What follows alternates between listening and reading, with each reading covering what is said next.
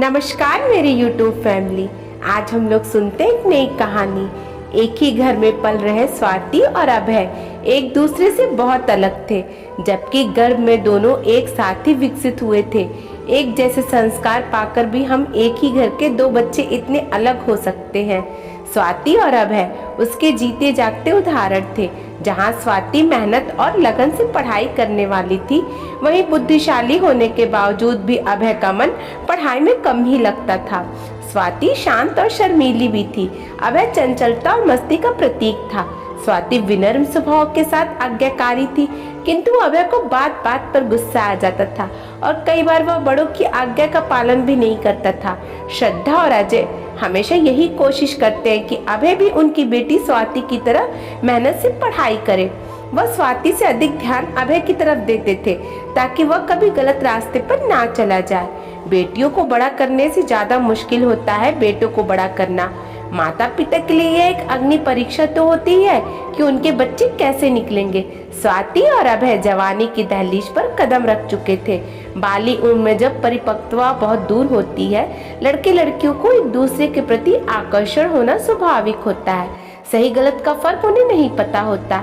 इस उम्र में बच्चों को सही मार्ग दिखाना माता पिता के लिए चुनौतियों से भरा हुआ कठिन समय होता है। अजय और श्रद्धा भी इसी कोशिश में थे कि उनके दोनों बच्चों को इस उम्र में कोई गलती ना करे और ना गलत संगत में ना पड़ जाए। स्वाति हमेशा अपनी कक्षा में प्रथम या द्वितीय आती थी, जबकि अभय केवल पास हो जाया करता था। अभय के साथ के लड़के भी उसी की तरह पढ़ाई में कम ध्यान देते और मस्ती में अधिक व्यस्त रहते थे। कुछ दिनों से अभय और उसके दोस्तों ने लड़कियों को लगातार देखते रहना, उन्हें कुछ न कुछ कमेंट कर परेशान करना शुरू कर दिया था। अपनी कक्षा की लड़कियों को वो कभी कुछ नहीं कहते थे, डरते थे कि कहीं स्वाति को पता न चल जाए। स्वाति इन सब बातों से बेखबर थी। उसके साथ की लड़कियां भी उसी की तरह पढ़ाई में अधिक रुचि रखती थी। कक्षा की शिक्षिका हमेशा अभय को समझाती, अभय तुम भी तुम्हारी बहन स्वाति की तरह अच्छे से पढ़ाई क्यों नहीं करते हो? तुम्हारे अंदर भी उतनी ही योग्यता है, सिर्फ मेहनत की कमी है। अभय नीचे सर झुकाकर यस मैडम के सिवा कुछ भी नहीं कह पाता। कक्षा की सारी टीचर जानती थी कि अभय में स्वाति से भी ज्यादा क्षमता है, लेकिन वह उसका लाभ नहीं उठा पा रहा है। घर पर भी श्रद्धा हमेशा अभय को समझाती, लेकिन उस पर असर कम ही होता था। उसके इस तरह के व्यवहार से उसके माता पिता बेहद चिंतित थे। आजकल अभय का उसके मित्रों के साथ बाहर आना जाना भी शुरू हो गया था। अजय और श्रद्धा यह सोचकर कि बच्चे बड़े हो रहे हैं, जरूरत से ज्यादा पाबंदी भी ठीक नहीं है, अभय को जाने के लिए मना नहीं करते। वह दोनों तो यह सोच भी नहीं सकते थे कि अभय ने अपने दोस्तों के साथ मिलकर अब लड़कियों को छेड़ना भी शुरू कर दिया है। अभय और उसके मित्रों का यह रोज का सिलसिला हो गया था। वह स्कूल से बाहर निकलकर राह में आती जाती लड़कियों को अक्सर परेशान करने लगे। ऐसा करके उन्हें बहुत खुशी मिलती थी और शायद उस समय स्वयं के ऊपर भी गर्व होता था। ऐसे ही कुछ लड़कों ने स्वाति और उसके साथ वाली लड़की को छेड़ना शुरू कर दिया था। वह रोज स्वाति को देखते ही वहां आ जाते और उसे देखकर उसके पास से गुजरकर कमेंट करते रहते। स्वाति और उसकी सहेलियां इस घटना से बहुत डर गई। डर की वजह से यह बात किसी से भी नहीं कह पाती थी। धीरे धीरे इन लड़कों की हिम्मत और अधिक बढ़ती जा रही थी। स्वाति अपनी सहेलियों के साथ बाहर जाती, तब वह उनका पीछा करते हुए आ जाते। अब इन घटनाओं को स्वाति के दिमाग पर गहरा असर हो रहा था। आजकल टीवी और समाचार पत्रों में बलात्कार की घटना आए दिन आती ही रहती थी, जो बच्चे भी देखते और सुनते। स्वाति स्कूल जाने में भी अब डरने लगी। स्वाति का बदला हुआ व्यवहार अभय को दिखाई दे रहा था, लेकिन वह कारण नहीं जानता था। एक दिन अभय ने स्वाति से पूछा, स्वाति क्या बात है, आजकल ऐसे उदास डरी रही सी क्यों रहती हो, क्यों परेशान हो, मुझे बता। स्वाति ने कहा कुछ नहीं। अभय यह कहकर बात को टाल दिया। वह जानती थी कि यदि अभय को वो बता देगी तो बहुत बड़ा झगड़ा हो जाएगा, इसलिए वह इस बात को किसी को भी नहीं बता पा रही थी। एक दिन स्वाति अपने सहेलियों के साथ बगीचे में घूमने गई थी। वह लड़के शायद इसी ताक में लगा कर बैठे थे। वह भी उस बगीचे में पहुंच गए और उनके आगे पीछे घूमकर उन्हें तंग करने लगे। एक ने तो स्वाति का हाथ तक पकड़ लिया। स्वाति ने डरकर अपना हाथ छुड़ा लिया और हिम्मत एकत्र करके उसे डांटने लगी, किंतु उस लड़के पर कोई असर नहीं हुआ। अकेले में मिल फिर देख कहाँ कहाँ वहाँ से भाग गए। स्वाति आज तो बहुत ज़्यादा डर गई थी और अब उसने अपने पापा मम्मी को यह बता देना ही उचित समझा।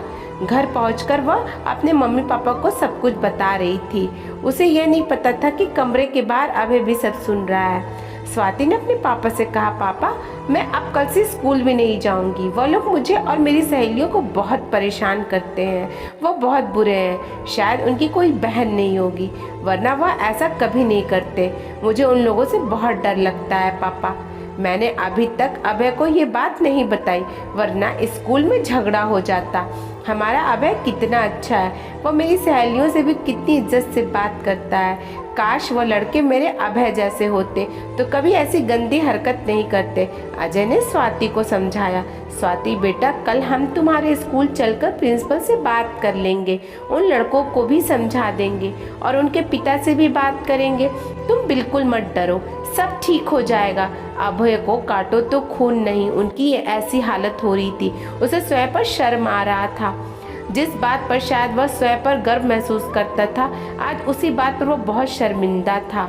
उसे आज समझ आ रहा था कि ऐसे लड़कों की जो लड़कियों को परेशान करते हैं, उनका अपमान करते हैं, लड़कियों की नज़रों में उनकी क्या इज्जत होती है।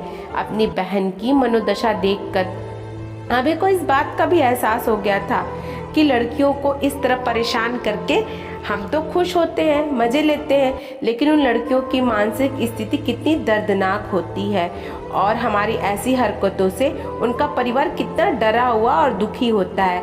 आज अभय मन ही मन अपनी बहन को धन्यवाद कह रहा था, जिसकी वजह से उसके डगमगाते कदम जो गलत राह पर जा रहे थे, उन्हें सही रास्ता मिल गया। यह समय था अभय के लिए बदलाव का, ऐसा बदलाव जिसने अभय की जिंदगी बदल कर रख दी। स्वाति को उसके इस प्रति इस विश्वास ने अभय की आत्मा को झकझोर कर रख दिया।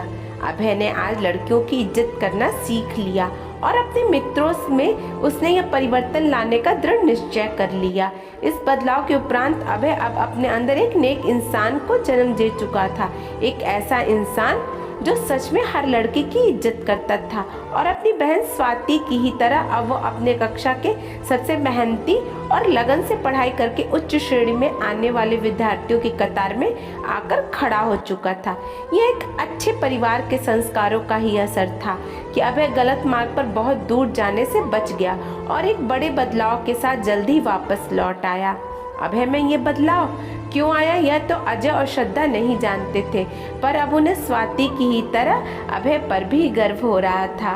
दोस्तों, बहुत सीख वाली कहानी है। आपको मेरी कहानी कैसी लगी जरूर बताइएगा और पसंद आए तो लाइक, कमेंट और शेयर करें। आप मुझे फॉलो भी कर सकते हैं। आपके कमेंट और सुझाव हमारे लिए बहुत मायने रखते हैं, इसलिए दिल खोलकर सुझाव दें। धन्यवाद।